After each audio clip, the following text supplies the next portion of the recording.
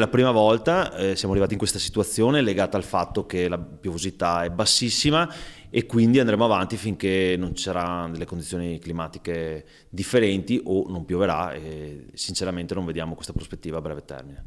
10 giorni consecutivi di sforamento dei limiti di polveri sottili nell'aria e Treviso, come quasi tutti gli altri capoluoghi veneti, innalza i provvedimenti antismog. Scatta l'allerta rossa, con il risultato che la mattina, dalle 8.30 alle 12.30, non potranno circolare nel territorio comunale, non solo in centro, anche i mezzi commerciali diesel fino a Euro 4, con intuibili disagi per chi deve lavorare. Sì, sicuramente noi abbiamo cercato di fare tutta una serie di deroghe che consentono le emergenze, ma è chiaro che anche i trasportatori dovranno attrezzarsi per muoversi all'interno del comune di Treviso seguendo e rispettando quelle che sono le normative. Tutte le deroghe e i moduli per usufruirne sono scaricabili dal sito del comune di Treviso, dove sono indicati anche i percorsi autorizzati, quelli che sfruttano la tangenziale e le sue uscite. Allerta rossa che rischia di permanere per almeno una settimana.